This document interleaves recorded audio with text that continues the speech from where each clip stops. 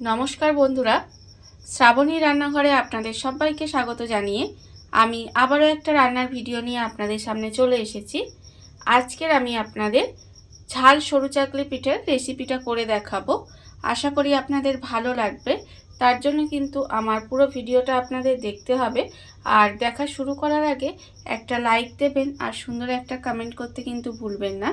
তাহলে চলুন এই ঝাল সরু চাকলিটা আমি কিভাবে বানাই সেটা আপনারা একবার দেখে নিন। ঝাল সরু চাকলি পিঠা বানানোর জন্য প্রথমে আমি এখানে দেখুন আতপ চাল আর বিউলির ডাল নিয়ে নিয়েছি।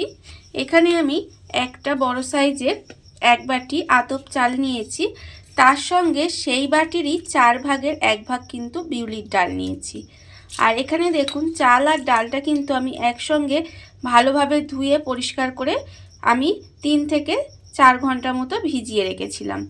চাল আর ডালটা আমার এখানে খুব ভালোভাবে ভিজে গেছে।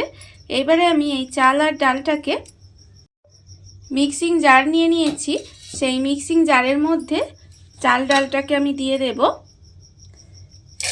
দিয়ে খুব ভালোভাবে এটাকে আমি পেস্ট করে নেব। প্রথমে আমি পুরো চাল ডালটা দিয়ে দিলাম। যেহেতু চালটা আমার আগে থেকেই ধোয়া আছে সেই জন্য আমি জলটা ছেঁকে ছেঁকে এইভাবে প্রথমে চাল আর ডালটা আমি নিয়ে নেব। পুরো চাল ডালটা আমি মিক্সির মধ্যে নিয়ে নিয়েছি। এইবার আমি এর মধ্যে দিয়ে দেব, দেখুন যেহেতু আমি ঝাল সরু চাকলি পিঠা বানাবো সেই জন্য আমি এখানে রেখেছি 3টে কাঁচা লঙ্কা, রেখেছি আমি অল্প একটু আদা, আর রেখেছি 1 চামচ গোটা জিরে। সেই সমস্ত কিছু কিন্তু আমি একসঙ্গেই মিক্সির মধ্যে দিয়ে দেব, দিয়ে খুব ভালোভাবে এটাকে পেস্ট করে নিতে হবে। আর পেস্ট করার জন্য আমি কিন্তু দেখুন এখানে আর একটু জল দিয়ে দিলাম।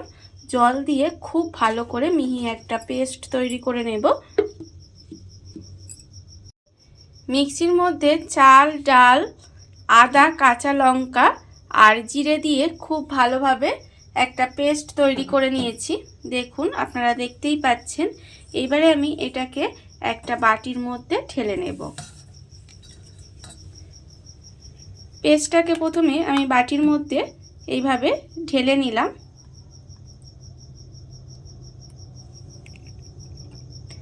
এবারে আমি এর মধ্যে দিয়ে দেব আন্দাজ মতো একটু নুন।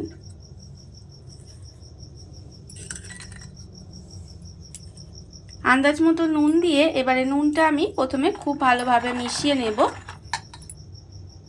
নুনটা দিয়ে আমি খুব ভালোভাবে এইভাবে মিশিয়ে নিয়েছি।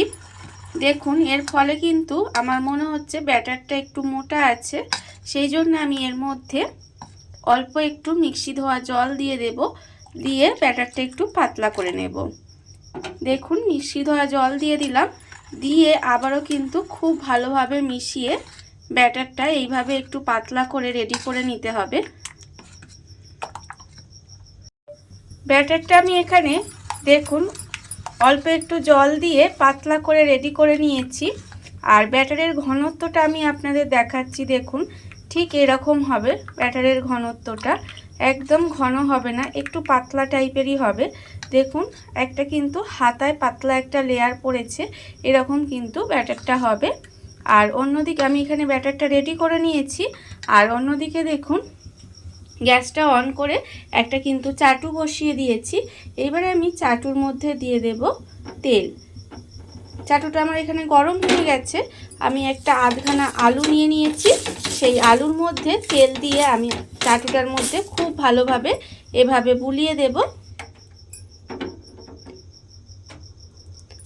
এভাবে তেলটা প্রথমে খুব ভালোভাবে বুলিয়ে দিতে হবে। তারপরে আমি এর মধ্যে অল্প অল্প করে ব্যাটার দিয়ে দেব। এইভাবে হাতায় করে করে অল্প অল্প ব্যাটার আমি এখানে এইভাবে দিয়ে দেব, দিয়ে হাতাটা দিয়ে এইভাবে একটু গোল করে দেব। দেখুন এইভাবে সুন্দর করে একটু গোল করে দিতে হবে। আসলে যেভাবে আমরা সরু চাকলি বানাই সেইভাবেই বানাবো, কিন্তু একটু এইভাবে মশলা দিয়ে যদি একটু ঝাল ঝাল বানানো যায় তাহলে কিন্তু দেখবেন এমনি সরু চাকলির থেকে কিন্তু এটা আরও সুন্দর খেতে লাগে। এইভাবে একবার হলেও আপনারা বাড়িতে বানিয়ে দেখতে পারেন এই শীতের মধ্যে। এবারে আমি এটা একটু ঢাকা দিয়ে দেব। ঢাকা দিয়ে কিছুক্ষণ এইভাবে রান্না হতে দেব। ঢাকা দিয়ে প্রায় 10 থেকে 15 সেকেন্ড মতো এইভাবে একটু রান্না হতে দিয়েছিলাম। এইবারে ঢাকাটা আমি খুলে আপনাদের দেখাবো। দেখুন, যখন দেখবেন এইভাবে ওপরটা একটু বেশ সুন্দরভাবে শুকনো শুকনো হয়ে এসেছে, তখন কিন্তু আমি এটাকে এই ধার দিয়ে এইভাবে 4-5টা আগে এক করে নেব। করে নিয়ে তারপরে আস্তে করে এটাকে উল্টে দেব। দেখুন, উল্টে দিয়ে আবারও কিন্তু 4 থেকে 5 সেকেন্ড মতো একটু হতে দেব। 4 থেকে 5 সেকেন্ড মতো আমার হয়ে গেছে।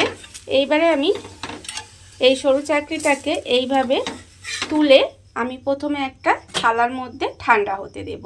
যতক্ষণ এটা ঠান্ডা হচ্ছে ততক্ষণে কিন্তু আমি আবারও চাটুর মধ্যে অল্প একটু তেল নিয়ে ভালো করে বুলিয়ে দেব। আর যতবার আপনারা এই সরু চাকরি পিঠাটা বানাবেন ততবার কিন্তু এইভাবে অল্প অল্প তেল বুলিয়ে দিতে হবে। তেলটা বুলিয়ে দিয়ে তারপরে আমি আবারও কিন্তু এইভাবে অল্প অল্প ব্যাটার দিয়ে দেব।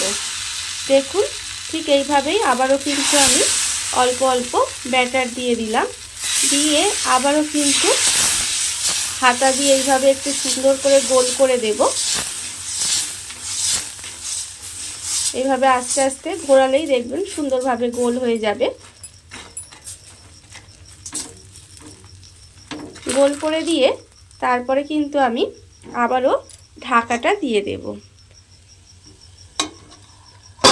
এইভাবে আমি প্রত্যেকটা পিঠে বানিয়ে নেব। আর এখানে যেটা আমি ঠান্ডা হতে দিয়েছিলাম সেটা কিন্তু এবারে আমি এইভাবে ভাঁজ করে নেব। কারণ আমি যদি একটু ঠান্ডা হতে না দিতাম তাহলে কিন্তু গরম অবস্থায় যদি আপনারা ভাঁজ করতেন তাহলে কিন্তু পিঠাটা ছিঁড়ে যেত। তাই একটু ঠান্ডা অবস্থায় ভাঁজ করে নিলে দেখুন কত সুন্দর দেখতে হয়েছে। আর এইভাবেই কিন্তু আমি প্রত্যেকটা পিঠে বানিয়ে নেব।